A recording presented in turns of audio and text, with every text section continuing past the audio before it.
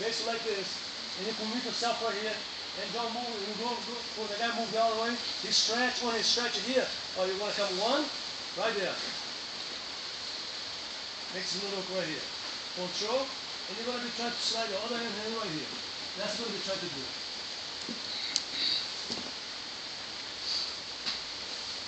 Well, he's going to come up with something after that to mess you up. So you put yourself over here, the guy goes underneath and starts spinning around, and he goes to the other side. When he goes to the other side, you come over here and shoot a 1, 2. 1, 2. Inside leg, make a little hook. Now you go here, you grab, and you try to move yourself up. Right there. Now keep the hand out, trap, that's how you want to do it. Just like that. So you trap the leg, trap over here, or you can move the leg to get out. And I'm going to use this leg here, I want to move myself this way out. Now I can get out, and then that's just right. That would be something you can try to do. Now if you're going to ask me for a work all the time of him, I cannot guarantee. But against somebody, your level, you might be able to pull this out. That's the basic. Every move you guys do in jiu-jitsu, you have to measure up by, because a black belt, no matter what he does, his body mechanic always going to come up with something.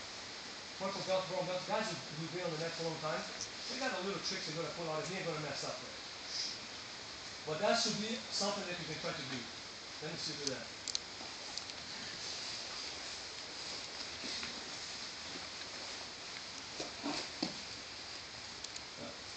Yes.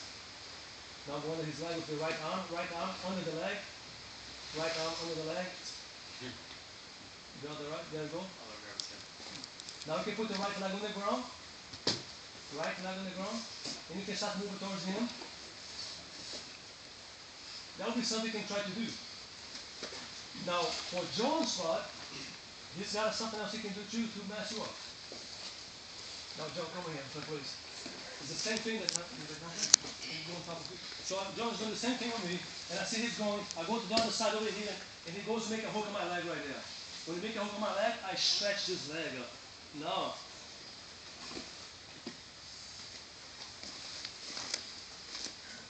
so every time somebody makes a hook in your leg, and you see a leg of it, instead of leaving the leg like this, because when we leave the leg soft, and somebody makes a hook, our leg is strapped. But when you stretch the leg, we can bring our hips up because the leg is straight, and you can just pivot. So every time somebody makes a hook under your leg, what are you going to do? You stretch it and you pivot. Now I confuse a lot of people here.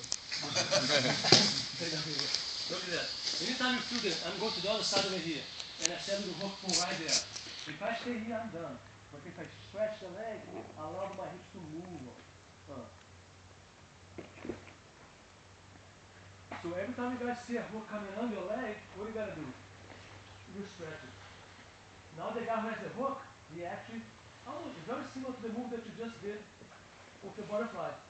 Very similar stuff. You have a leg, you have a hook, what do you do with the hook? You stretch your leg and you stretch. That's the idea for everybody here who get caught in hooks. When you see hooks coming up, somebody lift you up, what do? You stretch the hook. And you use that leg, that stretch, to pivot. Because if the hook is, if somebody make a hook in your leg, what he's going to do is he's going to flip you. You know what I'm saying? The flip's going to happen. If you stretch the leg, you can pivot on yourself.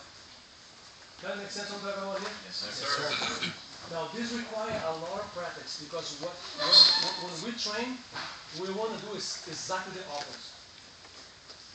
And many moves in jiu-jitsu are built in your muscle memory, or built in your reaction. So we make a little hook on somebody, and you start lifting, we know the guy's going to try to react, but he's going to react as a normal body, not as an unpredictable body.